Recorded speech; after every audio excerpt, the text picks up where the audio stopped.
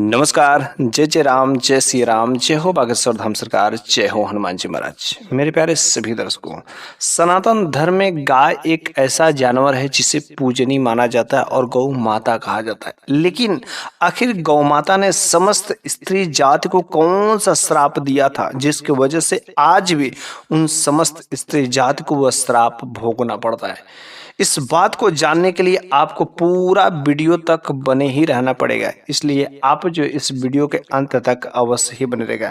आखिर वह कौन सा श्राप उस गौ माता ने स्त्री जाति को दिया, बहुत ही जबरदस्त ज्ञानवर्धक कहानी है। साथ ही साथ आपके जीवन में कुछ ऐसी नए बदलाव भी यह दे सकते हैं, इसलिए आप इस कहानी के अंत तक अवश्य ही बने रहेगा। तो चलिए हम लोग इस किस्सा को शुरू ही कर देते हैं। तो एक बार की बात है कि भगवान श्री कृष्ण के पास में ऋषिवर नारद मुनि जाते हैं, और जब नारद मुनि वहां पर जाते हैं तो भगवान श्री कृष्ण ने कहा, बताइए आप यहाँ पर किस प्रयोजन से आए हैं। तो देवर्षि ने कहा, भगवान आप तो सब कुछ जानने वाले हैं, लेकिन मैं मृत्यु लोक भ्रमण करके आ रहा था। लेकिन वहां पर मैंने देखा कि पहले जब बच्चे पैदा होते थे तो वो पैदा होते ही चलना शुरू कर देते थे, लेकिन अब जब बच्चे पैदा होते हैं तो 8 महीना 9 महीना बाद जो है वह जो नहीं चल पाते। आखिर ऐसा किस वजह से हुआ था। तो भगवान श्री कृष्ण ने कहा, हाँ ये तो बात ठीक है, लेकिन यह जो है गौ माता ने स्त्री जाति को श्राप दिया था जिसके वजह से समस्त स्त्री जाति को भोगना पड़ता है। लेकिन ये बात आपको सीधे नहीं समझ आएगी। तो ऋषिवर ने कहा, हाँ भगवान मुझे आप इसके बारे में विस्तार से बताइए, आखिर गौ माता ने स्त्री जाति को क्यों श्राप दिया, ऐसा कौन सी गलती कर दी थी। तो भगवान श्री कृष्ण ने कहा, हे नारद मुनि, इसके लिए आपको मैं एक कथा सुनाता हूँ, उस कथा के माध्यम से बहुत ही अच्छे से आप समझ सकेंगे। ये बात बहुत पुराने सतयुग के समय की है कि एक नगर में जो है रामचंद्र नाम का एक व्यक्ति रहता था, और वह रामचंद्र जो व्यक्ति था ना बहुत ही स्वार्थी था। उसने अपने पास में एक गाय रखी थी, और वह गाय बहुत ही अच्छा खासा दूध देती थी। उस गाय से अपने भी दूध पीता था, अपने परिवार में अपने बच्चों को, अपने पत्नी को, सभी लोगों को वह दूध पिलाता था, और फिर कुछ दूध बच जाते थे तो वो उसको बेच देता था, और इसी तरीके से उसकी दिनचर्या रोजी रोटी चल रही थी। मतलब घर का खर्चा उसी गाय के माध्यम से चल रहा था।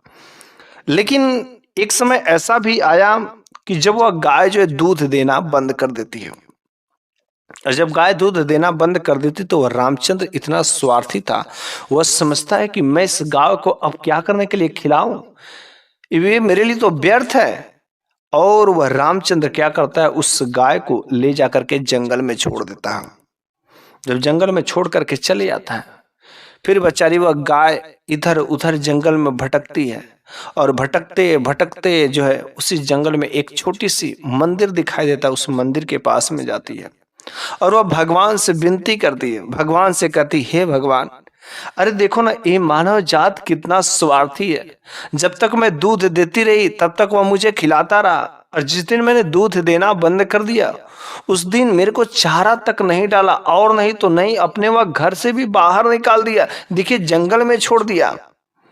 इस तरीके से वह जो गौ माता जो गाय रो रो करके भगवान से विनती कर रही थी, और फिर जो वह जंगल में इधर उधर भटकती और भगवान से ही विनती करती।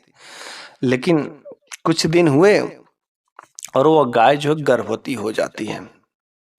जब वह गाय गर्भवती होती है तो भी वह जंगल में रह रही थी, और वह एक बार उसी जंगल में घास चर रही थी, तो उस रास्ते से एक जो स्त्री गुजरती है, उस स्त्री की नजर उस गाय पर पड़ती है। तो देखती वह स्त्री पहचान जाती, करी ये तो गाय जो है लग रही है कि गर्भवती है, और यह इसको कुछ दिन में खिला पिला दूंगी तो यह बच्चे देगी और फिर से दूध देना शुरू कर देगी, और फिर हम लोगों का खर्चा दूध पीने को भी मिलेगा। इसलिए वह स्त्री जो अपने पति को बुलाती उस गाय को पकड़ने के लिए, और स्त्री और वह उसका पति दोनों मिलकर के गाय को पकड़ने की कोशिश करते हैं, लेकिन वह गाय पकड़ाती नहीं है, वह भाग जाती है।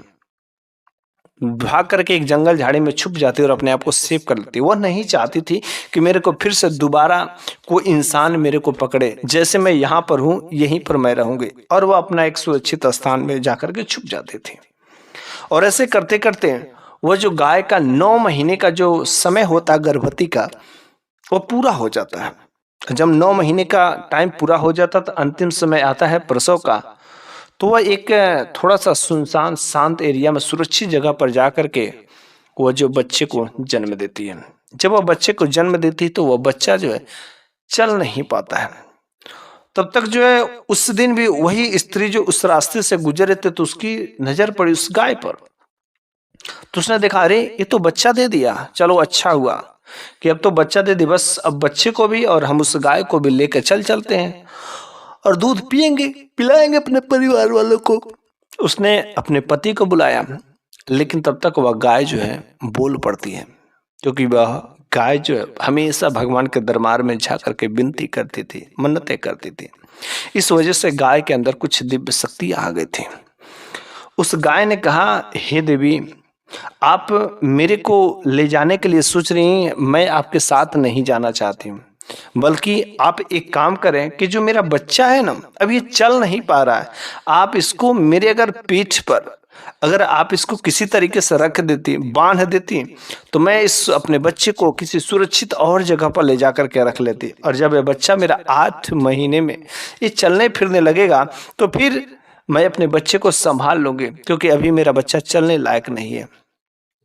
उसने कहा कि मैं ऐसा काम नहीं कर सकती हूँ, क्योंकि पहले जब गाय के बच्चे देते थे तो वह गाय के बच्चे तुरंत नहीं चलते थे। वह औरत कहती है, ना ना, मैं ऐसा काम नहीं कर सकती। अरे देखो, ये तुम्हारा जो बच्चा है कीचड़ में सना पड़ा, कितना गंदा, कितना घिनौना है, मैं वैसे उस बच्चे को नहीं छू सकती। फिर उस गाय ने कहा, अच्छा मेरा बच्चा घिनौना है, कीचड़ में है, ऐसा है वैसा है, चल नहीं पा रही है। फिर उसी समय गाय ने समस्त जो है स्त्री जाति को श्राप दे दिया, मानव जाति में।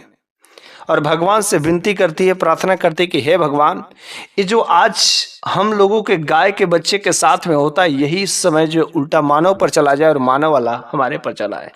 क्योंकि मानव का जब बच्चा पहले होता था तो वह तुरंत चलना शुरू कर देता था, लेकिन गाय का बच्चा नहीं चलता था। लेकिन उस दिन जब गाय ने श्राप दे दिया, उसी दिन से उसकी विनती स्वीकार हो जाती, उसका श्राप जो है समस्त स्त्री जाति को लग जाता, जिसकी वजह से इंसान के जब बच्चे होते तो वह तुरंत नहीं चलते हैं, 8 महीने 9 महीने लग जाते हैं क्राउलिंग करते करते, खड़े होते होते।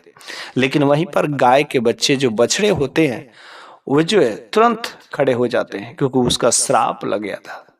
बस यह बात यहीं पर पता चल जाती है, और श्राप पाने के कारण वह गाय अपने बच्चे को लेकर के किसी तरीके से मुख में दमा करके वहां से वह स्त्री भी चली जाती है। तो अब आपको समझ में आ गया होगा कि आखिर गौ माता ने समस्त स्त्री जाति को कौन सा श्राप दिया था, जिसके वजह से पूरे के पूरे ब्रह्मांड में स्त्री जाति को यह जो है श्राप भोगना पड़ता है। तो बस आज की इस कहानी के माध्यम से आपको जरूर कुछ नई बातें सीखने को मिली होगी। तो अगले वीडियो में मैं फिर से कुछ ऐसी ही नई ज्ञानवर्धक कहानियां लेकर के हाजिर होऊंगा। तब तक के लिए धन्यवाद।